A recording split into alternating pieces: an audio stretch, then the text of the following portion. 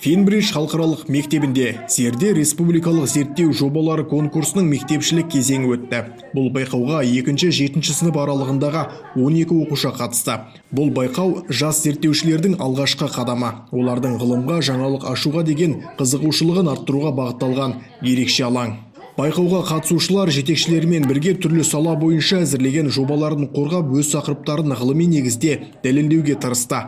Сондай қатысушылардың бірі 11 сынып оқушысы Дина Ержан. Ол ағылшын тілінде дайындаған санадағы манифестация, ойлар миды шын мәнінде өзгерте ала ма атты зерттеу жұмысын қорғап шықты. Жобада ойдың нейропластикаға әсері, сана мен мидың байланысы ғылыми дәйектермен талданды.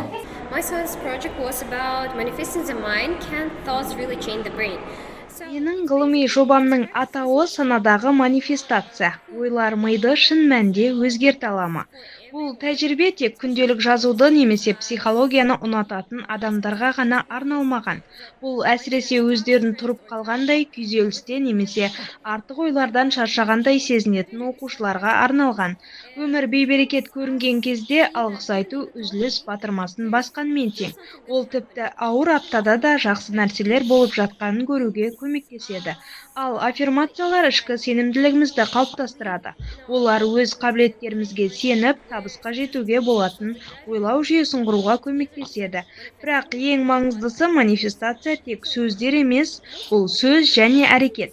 Сен оны ойлайсың, айтасың, содан нәтиже шығады. Сондай-ақ байқау аясында тек химия, физика секілді зерттеулермен ғана шектелмей, қазақ әдебиетінен де біз естімеген, естісек те толық ақпарат біле бермейтін кейіпкерге куә болдық. Бірінші мемлекеттік думаға сайланған кезде оны орыс тілін білмейді деген желеумен депутаттыққа қабылдамаған еді. Ресми өкімет халықтың сатып жүрген тілмашылар шірелерді қосшығылу туралы көптеген алып-қашпа әңгімелер таратады, жаман сөздер таратады. Сол себепті де бірінші думаға қатыспаған еді. Алайда екінші думаға халық қайтада Шаймерденді ұсынып, екінші думаға сайланады. 10 сынып оқушысы Олмира Мұхтарқызы алаш қайраткері Шаймерден Қосшығұлұлының өмірі мен қызметіне арналған терең зерттеу жұмысын ұсынды. Өткенімізді білмей, болашаққа нақты бағытпен қадам басу мүмкін емес дейді Олмира. Бұл ғылыми жобамызда біз гуманитарлық және жастар қозғалысы бағытын таңдадық. Және де Шаймерден Қосшығұлұлы туралы тағы да бірнеше көптеген музейлер ашқымыз келеді. Оларды осы тарих кітабына қосқымыз келеді. Яғни тарих кітабын жаңартқымыз келеді. Тарихта болған оқиғаларды жинақтап, әлі тарихта ашылмай қалған дүниелер өте көп қой, солардың барлығын ашып, толықтырсақ дейміз. Ертеңімізді білмей жатып, болашақ туралы ойлау қате деп ойлаймын. Қандай жаңалық аштым деп ойлайсыз? Мен ашқан жаңалығым алаш қозғалысындағы белсенді азаматы, қазақ қоғамының қайраткері Шаймерден Қосшығұлұлы туралы мәліметтерді, тың деректерді, дүниелерді аштым. Пайдаланған әдебиеттерімізде біз кітаптарды да алдық, YouTube, Instagram, Google барлығы интернет желілерін қарадық. Соның ішінде біз оның ұрпағын тауып, оның ұрпағының жинаған мәліметтеріне алған болатынбыз. Оның ұрпағы Самат Қосшығұлұлы Астана қаласында тұрады, соңында мәліметтерін жинап алған болатынбыз. Тікелей байланыс орнатуға мүмкіндік болды ма?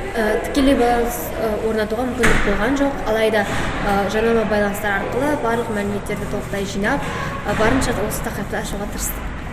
Бүгінгі өткен байқауға Финбридж мектебінің академиялық директоры Бану Леспекқызы, директордың оқу ісі жөніндегі орынбасары Айшагүл Әбдешқызы және мектеп психологы Мөлдір Қайратқызы қазылық етті. Қазылар жобалардың өзектілігіне, мазмұнына, ғылыми әдістемесіне және қатысушылардың ойды жеткізу шеберлігіне ерекше мән берді. Бұл конкурс оқушылардың зерттеу қызметіне деген қызығушылығын арттырып, сыни ойлау, шығармашылық және сөйлеу дағдыларын дамытатын маңызды алаң. Сонымен қатар жас буынның интеллектуалдық әлеуетін ашуға үлкен мүмкіндік береді.